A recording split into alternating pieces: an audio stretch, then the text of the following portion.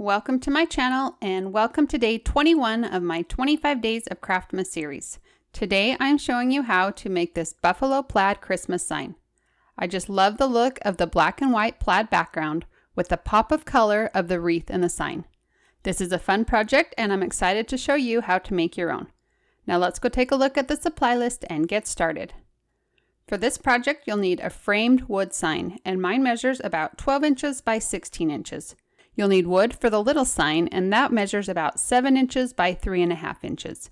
You'll also need some red adhesive vinyl, transfer tape, your weeding tool and scraper, black and white paint, a cheap bristle brush, red and black plaid ribbon, a mini wreath, wire and needle nose pliers, a drill and a drill bit, and of course your Cricut, a cutting mat, and the cut file.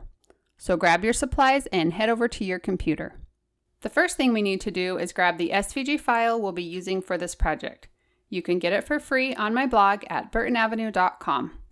I keep all the SVG files for the projects I make and share in my free SVG library. These files will work with all kinds of cutting machines and they're free to everyone.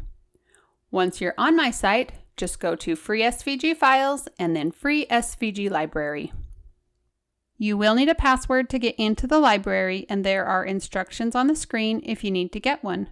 For this project, we're going to be using the cut file called Tis the Season, BA2121. To find it, just use your browser search and enter 2121. Once you found the file, go ahead and click on that link and the files will be downloaded onto your computer. Now I'm going to show you how to set up and cut this design in Cricut Design Space. If you're not sure how to unzip and import designs into Cricut Design Space, be sure to check out my step-by-step tutorial. So this is what the design will look like when you first import it onto your Canvas screen. So now we need to resize it so that it will work with our project. To do that, I'm going to create a rectangle that is the same size as the little wooden sign I'm going to be putting this design on. So I'm going to go to Shapes and then choose Square. And then I'm going to go up here and unlock the padlock and put in the dimensions of my wood. And mine measures about 7 inches by 3.5 inches. You'll also want to click on Arrange and choose Send to Back. And then I'm also going to change the color to white. And now we can just select the design and drag it onto the rectangle and then drag up on these arrows and resize the design until it looks good. So we are going to be drilling 2 holes on the edges of the sign, so you don't want your design to go all the way over. And I actually like the size of this, and it's just about 5.5 inches. When you are happy with your size, you can select the rectangle and delete it. The last thing that we need to do is select the design again and right click and choose Attach.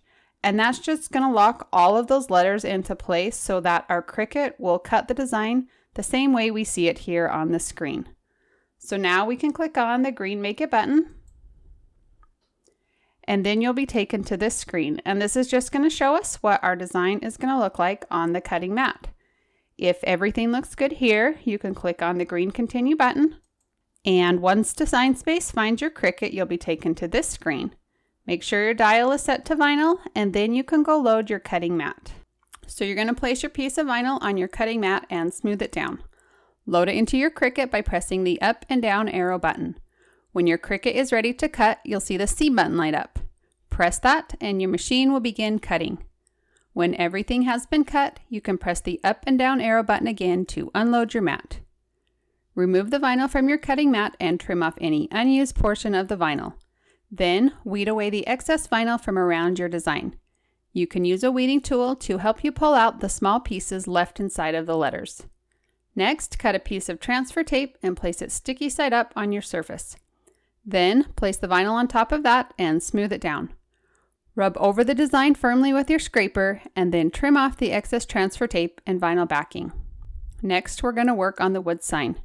Remove the wood backing from the frame. Use your paintbrush to measure approximately how many stripes you can fit across the sign. Then add a pencil line for each black vertical stripe you want to make. I figured I could fit about 7 stripes across the sign, 3 black and 4 white. So I drew 3 lines for the black stripes down the sign. You'll want to repeat these steps with the horizontal stripes. Before you paint the stripes on your wood backing, try a test stripe on a scrap piece of paper or wood. You'll want to dip your brush in the paint and then dab some of it off. Then lightly drag the brush across your surface. When you're happy with the look, you can paint the stripes on the wood backing. I started with the vertical stripes. They don't have to be perfect, just make them as straight as you can. After I did the vertical stripes, I painted on the horizontal stripes. Once you've finished painting all the stripes, rotate your board 180 degrees and brush on the stripes again. This should even out the look of all the stripes. While the black paint is drying, let's work on the little wooden sign.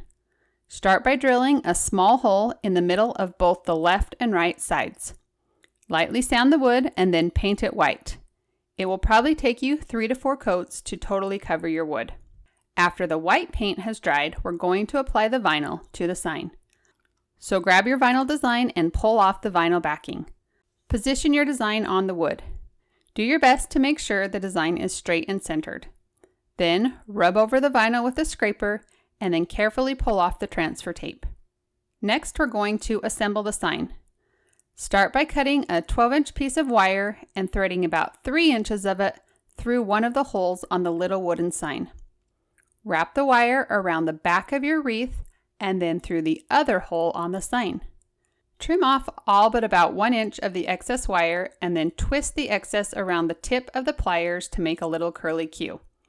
This should stop the wire from pulling through the hole. Do the same thing on the other side.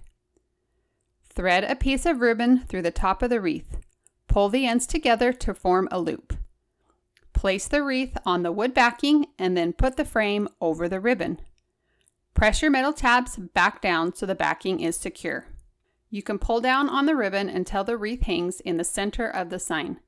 Use a staple gun or hot glue gun to secure the ribbon to the back of the sign.